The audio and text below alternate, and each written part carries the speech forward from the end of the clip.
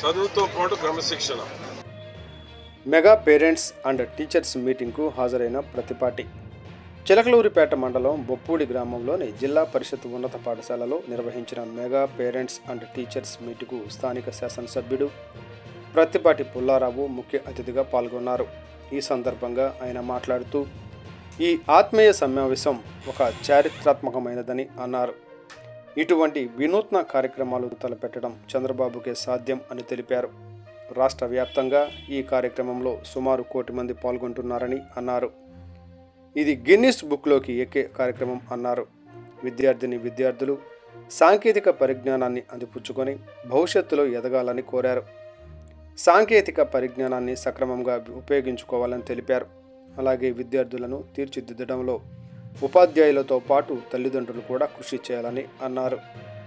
పేదరికాన్ని జయించడం విద్యతోనే సాధ్యం అని తెలిపారు.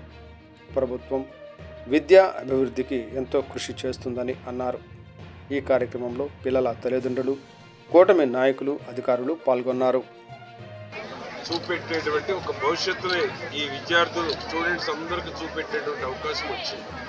కాబట్టి ఈరోజు యొక్క స్టూడెంట్స్ అండ్ టీచర్స్ పేరెంట్స్ ఆత్మీయ సమావేశం గిన్నిస్ బుక్ రికార్డ్ ఎక్కబోతూ ఉంది.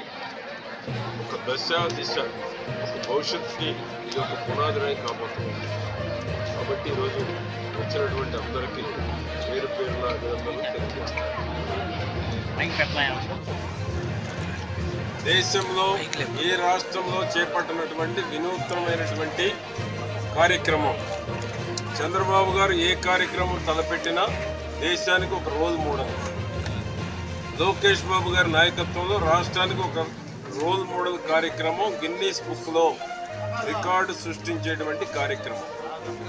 తల్లిదండ్రులు, ఉపాధ్యాయులు మెగా ఆత్మీయ సమావేశం 45,094 పాఠశాలల్లో దాదాపు 1 కోటికి పైబడి ఈరోజు పిల్లలు కానీ తల్లిదండ్రులు కానీ పాల్గొనేటువంటి అవకాశం ఉంది.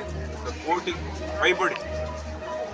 ఎందుకంటే పిల్లల యొక్క పర్ఫార్మెన్స్ ఏంటి, 4-5 రేటింగ్లు ఇస్తున్నారు. ABCD grades.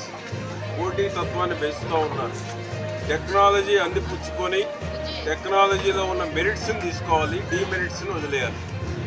పిల్లల ప్రోగ్రెస్ ఎప్పటికప్పుడు తల్లిదండ్రులకు అందజేస్తూ ఉన్నారు. తల్లిదండ్రులు కూడా ఎప్పటికప్పుడు పిల్లల్ని వాచ్ చేస్తూ ప్రోత్సహిస్తూ వాళ్ళల్లో ఏ విధంగా వాళ్ళకు ఒక మంచి భవిష్యత్తును కలుగజేయాలి అనేటువంటి దాంట్లో టీచర్కి ఎంత బాధ్యత ఉందో ఎడ్యుకేషన్ వాళ్ళకి అందించేటువంటి దాంట్లో పేరెంట్స్కి కూడా అదే విధమైనటువంటి బాధ్యత ఉంది.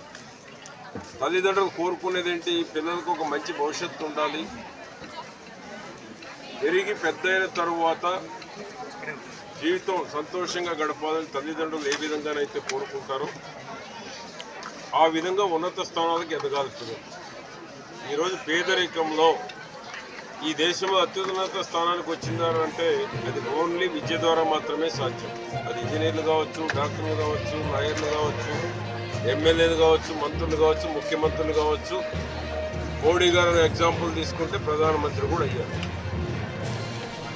ఆ విధంగా ఈరోజు IAS, IPS, IRS ఆఫీసర్లు ఉన్నారు. పేదరికం నుంచి వచ్చి కష్టపడి తల్లిదండ్రులు చదివిస్తే ఉన్నత స్థానాలకు వచ్చినటువంటి ఈ దేశంలో అనేక ఎగ్జాంపుల్స్.